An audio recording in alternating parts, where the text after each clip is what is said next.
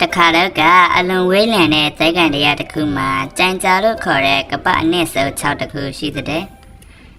ထို6အတွင်းထဲမှာတီဖီလို့ခေါ်တဲ့တိတောနသမီးတယောက်လည်းနေထိုင်တဲ့တီဖီကတိပိန်ပန်းပင်များစိုက်လန်းစုပြအောင်သူ့ရဲ့အစွမ်းနဲ့ထိတ်ချုပ်တာကြောင့်ကပပေါ်မှာရှိတဲ့တိပိန်ပန်းပင်တွေစိုက်လန်းစုပြနေကြတာပေါ့တိုင်မဲဒီနေ့မှတော့တီဖီတက်ဆန်အားကြီးတဲ့မိတ်ဆွေတကောင်ကတီဖီရဲ့ဆွမ်းအားတွေအလုံးစုပ်ယူသွားပြီးတော့တီဖီရဲ့ရေခဲလှုပ်ထဲမှာပိုက်လွန်ထားလိုက်ပါတယ်တိတောနသမီးပြောက်ွယ်သွားတဲ့နောက်ပိုင်းတိပင်တွေပန်းပင်တွေတဖြည်းဖြည်းမွေးချလာကြတော့တယ်လူတွေကလည်းအပူတန်အပြင်းထန်ခံစားရပြီးတော့ရေရှားပါတဲ့ဘဝသို့ရောက်ရှိခဲ့ရတော့တယ်အဲ့ဒီဖြစ်တဲ့ကြောင့်ကပ္ပပေါ်မှာနေထိုင်တဲ့လူတွေလည်းမပြုံးမရွှင်မလန်းမဆန်းဖြစ်ကြတော့တာပေါ့နနီကြတော့ချဟမ်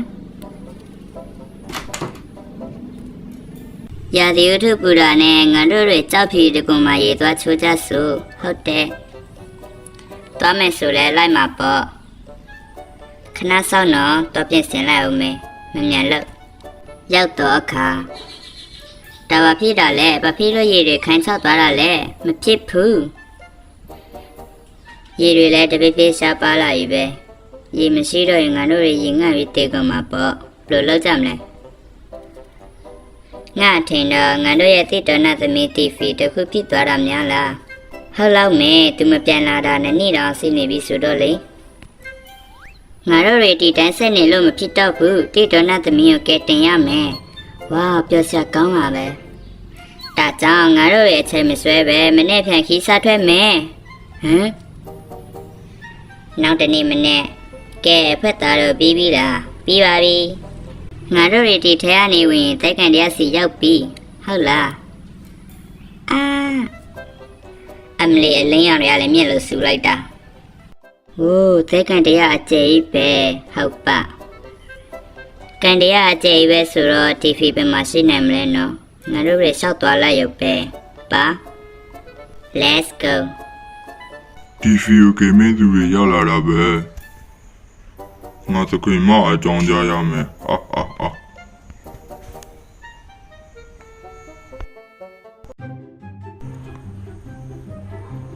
တခင်မတီဖီကိုကေမင်းသူတွေလာနေပြီငါတို့တွေတားရမယ်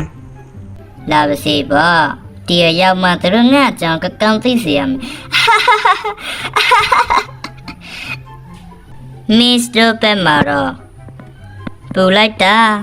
ငါချက်ပင်ဖြစ်တော့မယ်ဝီတို့တွေကန်ရတဲ့ဆောက်သွားရင်လမ်းပြောက်သွားမှာပေါ့နေရလဲဒီကန်တရားမှာနေတဲ့သူတွေအကူကြီးတောင်းရမယ်ဟဲဟိုမှာအိတ်ဆောက်ကြီးငါတို့ဟိုအိတ်ဆောက်တဲ့သွားရအကူကြီးသွားတောင်းကြစို့ yes ပေါ့တဲရောက်ရှိနေလားစာကြဆန်းဗမာအမလေးဖေရစံပြူစရဲကြီးဟမ်ပေါကြဟေးပေါကြဟေးငါကတရေမဟုတ်ဘူးငါချင်တစ်ကွာဟမ်နေတို့တွေကဘသူတွေလဲဘယ်သွားကြမလို့တော့ငါတို့တွေကလားငါတို့တွေကဒုက္ခရောက်နေတဲ့တိတ္တနသမီးကိုကင်တင်မဲ့သူတွေကောင်းတယ်လေတိုင်မဲ့တိတ္တနသမီးကဘာမှလဲဆိုတော့ငါတို့မသိသေးဘူးစောက်ကြွနေလေသိရင်ပြပြပါလားဟာငါလည်းမသိဘူးတိုင်မဲ့ကျဲလို့ခေါ်တဲ့ငါတငယ်ချင်းကသိမယ်ထင်ပါတယ်သူကကပတ်မှာရှိတဲ့နေရာတွေအလောက်ကိုသိကျန်တယ်လေဒါဆိုကျဲစီလိုက်ပုပေးလေငါဘယ်လိုလိုက်ပုပေးရမှာလဲဒီမှာအလောက်ကန်းနေတဲ့ဟာရော့ဟဲရှုပ်တယ်လိုက်ပုပေးပါမယ်ခင်ဗျာအရင်ဆုံးနာမည်လေးတွေသိထားလို့ရမလား Miss Naida Crystal မနေ့နေငယ်ကြတော့ငါတို့လမ်းလျှောက်လာတာကြားလာပြီအခုထိကြက်အိမ်မရောက်သေးဘူးလားနောက်တမန်နီးပါဆိုရင်ရောက်မှာပါတမန်သိပါပြီတနာရီကြတော့ကဲရောက်ပြီသူရဲ့ကောင်းတယ်စိတ်ဖို့နည်းနည်းပဲလို့တယ်နေရလဲပူသေးသူအရာနိအိတ်ထဲတော့ပို့စုံနေပါလားနေတက်ရှင်သွားလို့ပေးလိုက်လေကျက်ဒီမှာအဲသေးတွေရောက်နေတယ်ထွက်လာခဲ့ပါလို့ရှိတာလဲအော်ဒီတော့ရလေတိတနသမီးတီဖီကိုကဲတင်ချင်းလို့တဲ့အဲ့ဒါတိတနသမီးဘက်မှာလဲဆိုတော့ပြောပြပေးပါလားဒီ တီတော့ရကတိတော်ရသမီးရောကဲတင်မယ်ဟာဟာဟာဟာဟာဟာဟာဟာပြောစရာရှိတာပြောစမ်းမကြီးနဲ့အာယိုတိတော်ရသမီးဘမနေတာလဲပြောတိတော်ရသမီးကကျန်ကြာ6မှနေတာလေကျန်ကြာ6တဲ့သွားဖို့ဆိုရင်32နာရီတော့လိုက်ရှောင်းရမှာငါတို့ကျန်ကြာ6စီလိုက်ဖို့ပေးလေငါပါနဲ့လိုက်ဖို့ပေးရမှာလဲဟိုမှာကားရှိတယ်လေမဟုတ်တာအဲ့ကသုံးစားလို့မရတော့ဘူးပြက်နေပြီ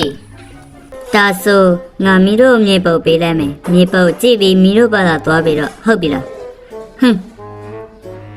ယော့ကျေးဇူးကကောင်းသွားတော့သူရဲကောင်းတို့အေးကျေးဇူးပဲသွားပြီနော်10နာရီကြာတော့မိုးတော်ချတော့မယ်နော်ဟုတ်ပါပတ်ရလဲစနေပြီဒီမှာပဲစခိုင်းချရအောင်စခိုင်းချပြီးမနေ့နဲ့ငဲ့ကြာအဲ့ရေဝဝအိတ်ထားတော့မနေ့ဖြန်ခီးဆက်ရမယ်ဟုတ်ကဲ့ရှင်အိတ်ပြီးမိရဲ့အိမ်မဲ့အတွင်တဲ့ယောက်ျားကြီးကျမတို့ရဲ့သားလေးမပြန်လာသေးဘူးလားစိတ်မပူပါနဲ့သူပြန်လာမှာပါ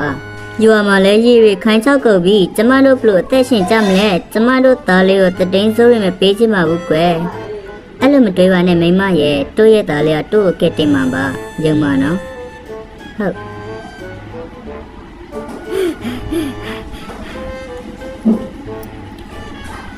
မိုးတော့လင်းနေပြီငါတို့အမြဲလှုပ်ရှားရမယ်ထားတော့မိုးလင်းနေပြီဟဲထားတော့အမလေးလိုက်တာမနေ့နဲ့ငယ်ကြတော့ကပကြီးကိုကဲတင်မဲ့စွန့်စားခိုင်းကြီးစလိုက်ကြစို့ယေးတစ်ဖက်မှာတော့ သူတို့တော်နီးနေပြီတခင်မ ဒီစောက်ဖယုတ်ဖရဲ့တော့ရောက်တခုခုလုံးမရတော့မယ်ကဲလေးစင်နှမောင်းမကြီးကန်တရတရားဟိုစောက်ဖယုတ်ဖရဲ့တော့ရောက်သွားတားလိုက်ပါဦးဟုတ်ကဲ့တခင်မဒါပေမဲ့နေ့ရဲ့အားနေချက်ကိုတော့ညီခံနိုင်ရမယ်နော်ဒါပေါ့ရှင်မစ်တို့ပဲမှာတော့မိုးအောက်နေတာပဲမိုးရတော့မှလားမသိဘူးဟဲမစ်ဟိုမှာပါရီလေဟဲဒါလေးစင်မောင်းပဲအာငါတို့ဘယ်လိုလုပ်ကြမလဲဘာမှလုပ်နိုင်တော့ဘူးပြေးမသာပြေးဟေးဟာဟာဟိုတော့ရောက်ပဲပြေးမလို့လေပြေးဟာဟာဟာဟာဟာယောဟဲအာ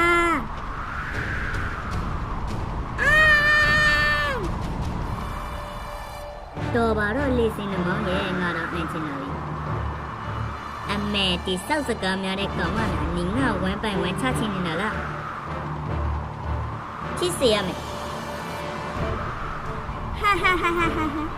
Oh no နိုင်တာအထဲမှာတယောက်တည်းပိတ်မိနေတယ်အာလေးစင်မောင်မနီပါလို့ချင်းလဲငါလူပေးနီဘာဖြစ်လို့ငါတယောက်တည်းကိုပဲအနေကျင့်ရလဲဖေလို့မOh no မဖြစ်ဘူးတငါရဲ့အားနေချက်ပဲအာကြောက်ကြပြီဟဲ့ဟဲ့အာဒီအာယိုငါရဲ့သွားရတော့ကြိုးကပါပြီ sorry နီတော့အတော့မကြတာပဲပစ္စည်းလေးတော့ရောက်တော့နေမနိုင်ဘူးလားနေကအကြီးကြီးဖြစ်ပြီးတော့ဒါပေမဲ့သူတို့ငါရဲ့အားနဲ့ချက်နဲ့အနိုင်ယူလိုက်တာလေထပ်ပြီးတော့အကြောင်းပြချက်တွေလည်းမပေးနဲ့တော့နီကငါရဲ့တပည့်ဖြစ်ပြီးအတော့မကြတဲ့အတွက်နီအခုပဲအဆုံးသွားရမယ် Oh no မလုပ်ပါနဲ့အာ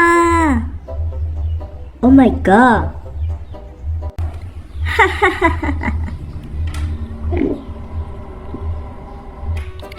Mr. Pet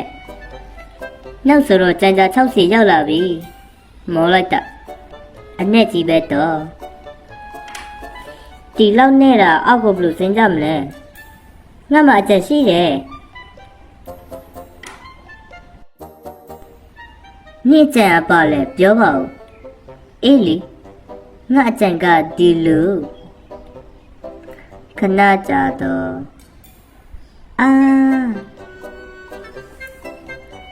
ဘလို့လဲအဖက်တော်တို့ငါရဲ့အကြအဆင်ပြေတယ်မလား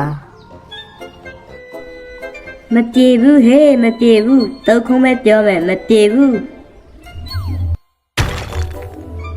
အမေတော့ရပြီတော်သေးတယ်ငါမခံနိုင်တော့ဘူး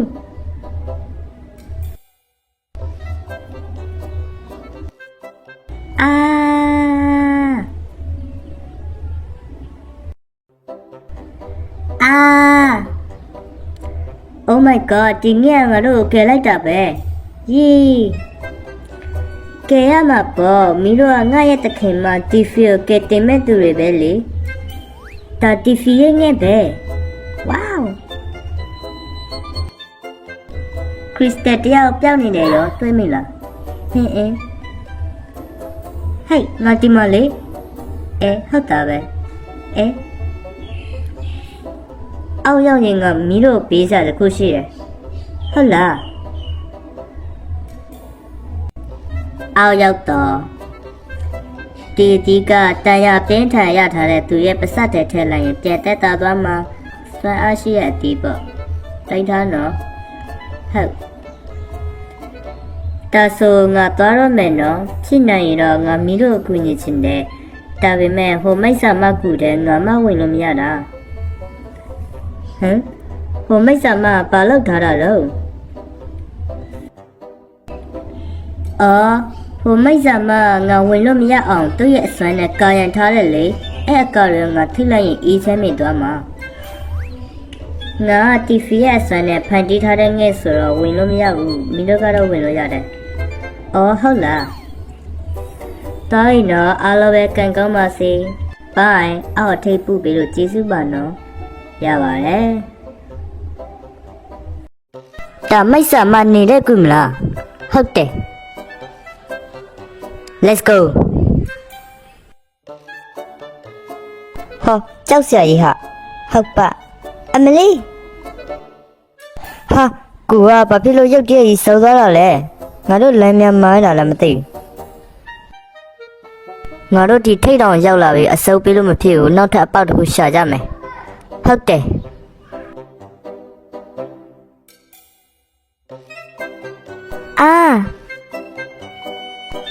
ပြုတ်ကြပြန်ပြီ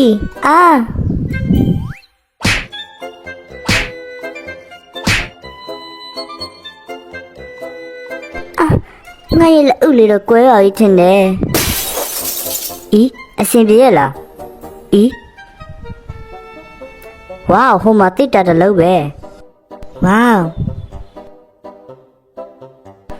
စက္ကထဲကလို့အတစ်တာထဲမှာရွှေတွေငွေတွေပရမများတွေအများကြီးရှိနေမယ်ထင်တယ်အဲ့လိုဆိုငါတို့တော့တတိပြည့်နေလောက်ပြီအမလေးအဲ့လောက်ထိမျောလိုက်မနေစမ်းပါနဲ့တစ်တာဖွင့်မှုတော့လည်းမရှိသေးဘူးနော်ဟုတ်တာပဲဘယ်လိုဖွင့်ကြမလဲ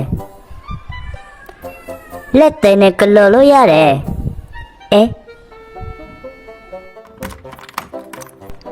ရပြီ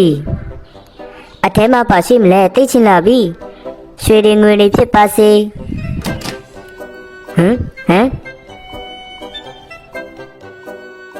ဘာလက်နဲ့တွေလားအများကြီးမျောလိမ့်ထားတာဟုတ်ပါငါပြောသားပဲအများကြီးမျောလိမ့်တာမကောင်းပါဘူးဆိုလက်နဲ့ဆိုပေမဲ့မိတ်ဆာတွေလာတိုက်ခိုက်ရင်ပြန်ခုခံလို့ရတယ်လေစောင့်ထားကြဟိုမှာအပေါက်ရှိသေးတယ်ဆက်သွားရအောင်မနေ့30ခိုင်းကြတော့ Oh my god အဲ့ဒါတိတော်နာသမီးတီဖီကိုပိုက်လုံထားတဲ့ရေခဲလုံးကြီးမလားဟုတ်တယ်ဟေးထူးဆန်းလိုက်တာမိတ်ဆာမရေခဲလုံးကြီးကိုဘာဖြစ်လို့ကောက်ွယ်မပါပဲထားခဲ့တာတော့မထိနဲ့နော်ထောင်ချောက်ဖြစ်နိုင်တယ်တကယ်လားမထိတယ်လို့ဟိုက်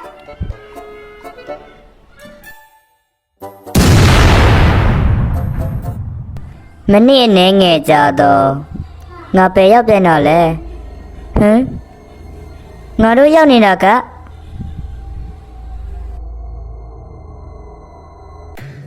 ဟာဟာဟာဟာနှုတ်ဆိုတော့ငါမင်းတို့မိပြီလေဘယ်လိုလဲစက်ကောင်မငါတို့လူပေးမယ်မပူနဲ့အနုရေဒီတရက်ကိုတေဒီရဲ့ညနေစာဖြစ်ကျွေးလိုက်တော့ဟုတ်ကဲ့တခင်မ ဒီဒီရေညနေစာစားမယ်လာပြီဒီတရားစားလို့ကောင်းမဲ့ပုံပဲ အာကဲကြပါဦးဟာဟာဟာဟာဘယ်သူမှမကဲဘူးဟဲ့အဲ့မှပဲသိလိုက်တော့ဘိုင်ဘိုင်အာဖူဟမ်မိလေသွားပြီဘယ်သူပြေးလိုက်တာလဲငါတို့ပြေးလိုက်တာလေတော်တယ်မလား Oh my god မင်းတို့နှစ်ယောက်ဘလို့လောက်ပြီးတီကိုရောက်လာတာလဲမင်းတို့မလာတော့ဘူးထင်နေတာလာရမှာပေါ့ကပတ်ကြီးကိုအတူတူကတင်ကြမယ်လေမင်းတို့တော့ရပဲလောက်ကြတော့မကြည့်ရလို့လေဒါဆိုငါရဲ့အဖွက်သားတွေများလာပြီပေါ့ဂျေဆုတင်လိုက်တာဆန်ဖြူစီနဲ့ကြက်ရီဟဲ့ငါနဲ့မလီရပါဟာလောလောဆယ်တော့ကျိုးလေးဖြည့်ပေးပါလားဒီမှာတေးပေါက်ချင်တာကြပြီအေးဖြည့်ပေးမယ်ခဏကြာတော့တိတ်တော်နဲ့သမီးကိုတောက်ခတ်ပေးတဲ့မိတ်ဆာမအောင်အစစ်စိတ်အမမခွဲပြရအောင်ဒါပေါ့ဒါပဲလေရေကဲလို့ထဲဘာငါ့ကိုလာကဲတင်တဲ့သူတွေနေပါလှုပ်လိုက်တော့လဲကောင်းမရဲ့နေတော်ရုပ်မှတာပဲပါလို့ဆိုသူတို့မအရေးချင်းမရှိတာသိသွားရင်လဲအေးတာပဲလေနိမိတ်ဆာမဟမ်ငါ့ကိုဘယ်သူអော်လိုက်တာလဲဟမ်ငါဒီမှာဟဲ့မိတ်ဆာမမီးတို့တွေပဲငါအပြစ်ပေးလိုက်တာတော့မှမီးတို့အသက်ရှင်သေးတယ်ပေါ့အခုချက်ချင်းတိတ်တော်နဲ့သမီးကိုလူပေး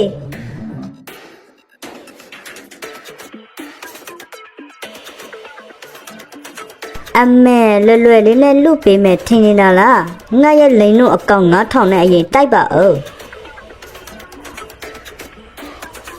ယာတိုက်ကြဟေး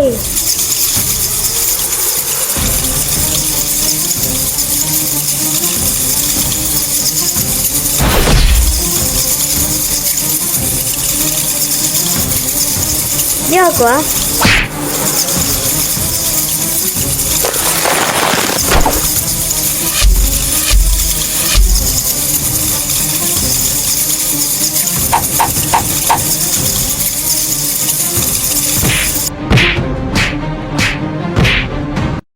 မနေ့90ခန့်ကြာတော့ဘယ်လိုလဲမင်းရဲ့လိန်တို့အကောင်9000ကျပ်ဆုပ်သွားပြီပဲလိန်တို့အကောင်9000ကျပ်ဆုပ်သွားတာနဲ့နိုင်နေပြီးထင်တာလားအာနုနဲ့ပြန်တိုက်ပါအောင်ဟဲ့ငါလဲပဲအသွင်ပြောင်းတာ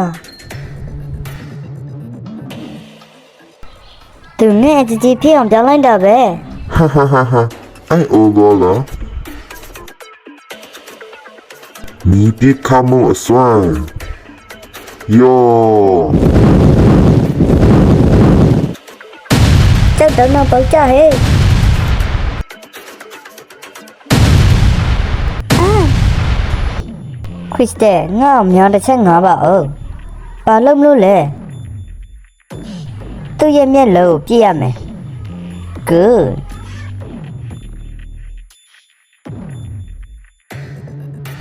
别要多了嘞，太老酸了，走的。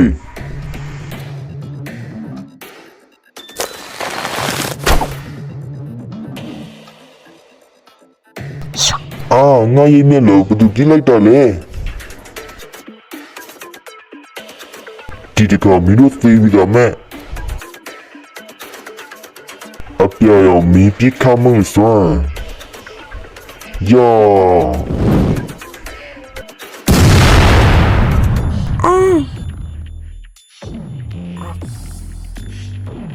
哟， နောက်တလို့ထည့်ယူအောင် ဟဲဖူ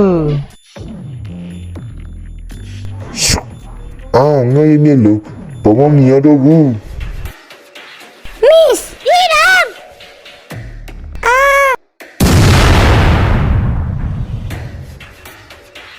ငါဘာမှမရတော့ဘူး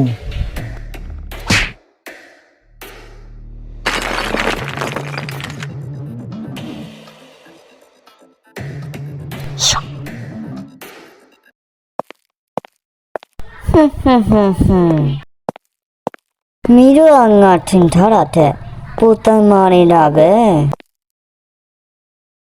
ဒါဆိုမီတို့ကအများကြီးလေ့ကျင့်ထားတာဖြစ်မယ်အဲ့လောက်ထိတိုင်မာနေတာကိုယူလိုက်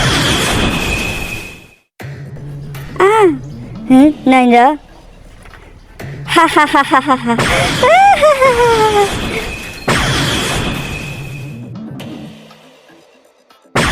No, Krista.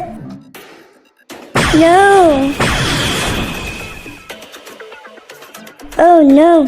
ငါရဲ့တငယ်ချင်းတွေနင်ငါတငယ်ချင်းတွေပါလလိုက်တာလဲဟာဟာဟာဟာမှတ်ပြီမလားအခုတော့နင်တယောက်ပဲကြံရတော့ဆိုတော့ငါနင်နဲ့အေးဆေးတိုက်လို့ရပြီ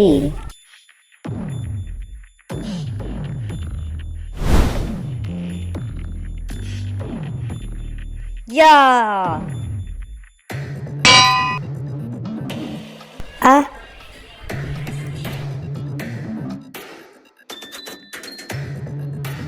သူ့ကိုချီလိုက်အာဟာဟာဟာဟာအစာရန်တိုက်မှလေအခုတော့ဘလို့ဖြစ်တာလဲအာငါ့ကိုလွတ်ပေးနိကိုသင်ခိုင်းစာကကောင်းပေးမှဖြစ်မယ်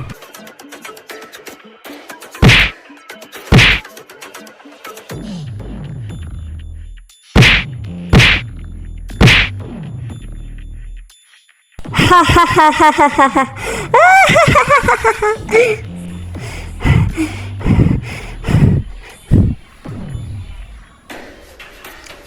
လက်သီးနှစ်ခုပေါင်းလက်သီးအကြီးကြီးဖြစ်စေ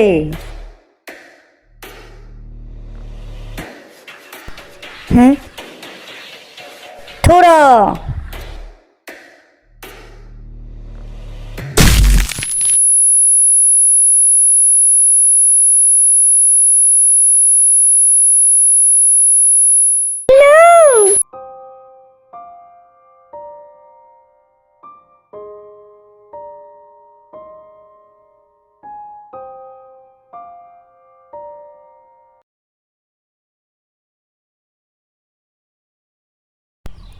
ငါပဲရောက်နေတာပါလေမင်းနဲ့ပြည့်ရောက်နေတာလေဒါဆိုနီကနတ်သမီးလေးပေါ့ငါဘာဖြစ်လို့ဒီကိုရောက်လာတာလဲငါတည်သွားပြီလားမဟုတ်ပါဘူးနီမတည်သေးပါဘူးငါနိကိုကူညီချင်လို့ဒီကိုခေါ်လာတာအော်မိတ်ဆာမကနိကိုမသေးတသေးအောင်နှိပ်စက်လိုက်တာကိုပြန်ခုခံဖို့အတွက်ငါနိကိုစွမ်းအားတစ်ခုပေးပြီးကူညီမယ်ဒီစွမ်းအားကိုသုံးပြီးတိတွနတ်သမီးကိုတောက်ခတ်ပေးတဲ့သူကိုနှိမ်နှင်းလိုက်ပါဟမ်ဘာဖြစ်တာလဲ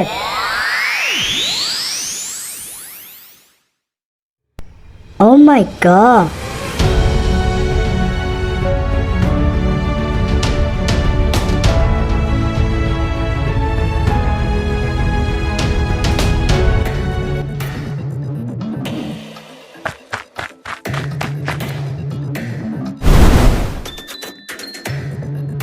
Yeah.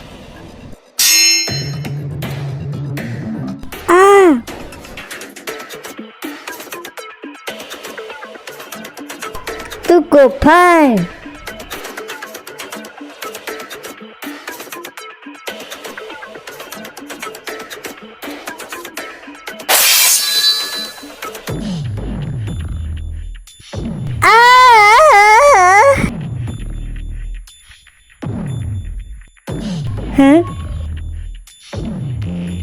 ယာ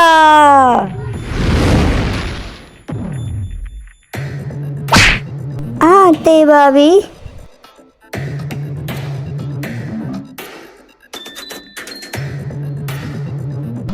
မလုံနဲ့တော့ကြောက်ပါပြီဟာအခုတော့ဘလို့ဖြစ်တာလဲအရှုပ်ပေးလိုက်ပြီမလားနေသေးဖို့သာပြင်ထားစမ်းပါဟာယာ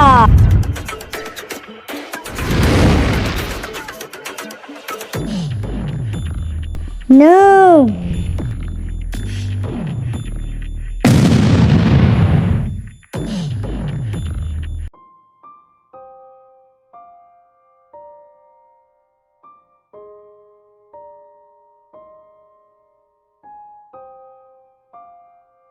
ငါတို့ဘာဖြစ်သွားခဲ့တာလဲ Miss ရောဟမ်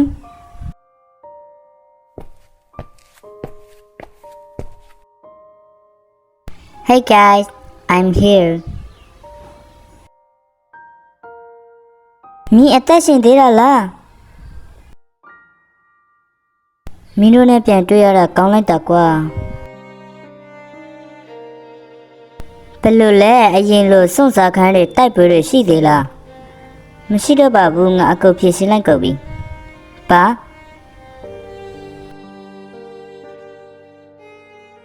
နောက်ဆိုတော့ငါလွတ်လာပြီငါကိုလွတ်လာအောင်ကဲတင်ခဲ့တဲ့သူတွေအားလုံးကိုကျေးဇူးများကြီးတင်ပါတယ်ရှင်ရပါတယ်ဝါမင်းကတိကပတ်ပေါ်မှာအရင်ရင်စုပ်သူရဲ့ကောင်းပဲငါမင်းကိုကုတ်ရတယ်ဟုတ်ကဲ့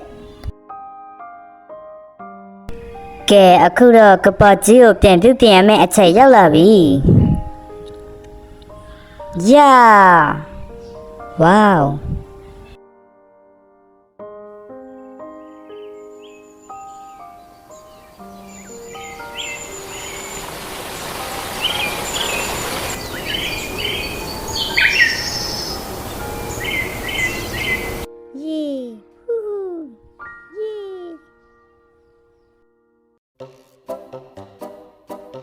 မနေ့အနည်းငယ်ကြာတော့ကျင်းနေလီရန်ငါတို့နဲ့လိုက်ခဲ့ပါလားအဲ့မှာပြောစရာကြီးလိုက်မှာပေါ့ကန်တရားမှနေရတာအထီးကျန်နေပြီလေနောက်ဆုံးအနေနဲ့ Miss ကိုပေးစာတစ်ခုရှိတယ်ယော့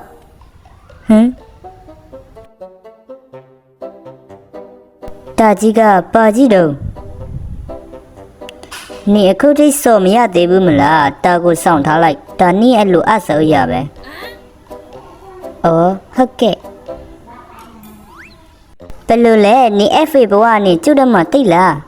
ပြောသလားဟေးမောင်တို့ရေပြောတယ်ဟေးနော်ညီလိုက်တာ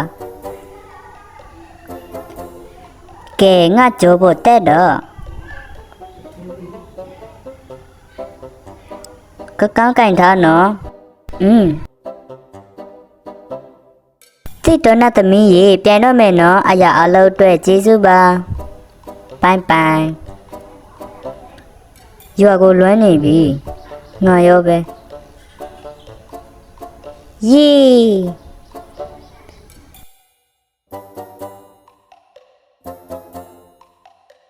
ရွာပြန်ရောက်တော့တဆူငါသွားလိုက်ဦးမယ်နော်ပိုင်တာလီတာမမေဖေလွမ်းလိုက်တာအမေနဲ့ဖေရဲ့တို့ရပဲတာရဲ့ကြည်နူးစရာမြေကွင်းလေး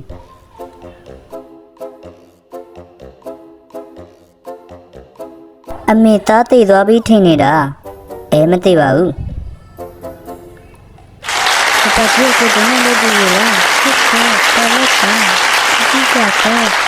လိုက်တော့ဘာကောင်တမီကောင်းတွေကိုယူပါတယ်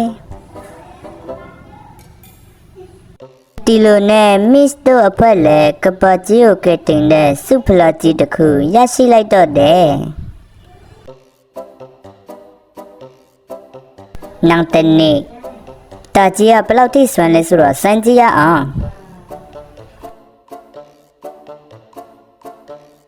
ဟဲ့ပစကြီးကအကြီးပဲတ ပြင်သွားမယ်ဟေးခရစ်စတယ်ဘာလုပ်နေတာတော့ဟာဘာမှမလုပ်ပါဘူးတကခုအတန်ကြားနေရလို့နားထောင်နေတာ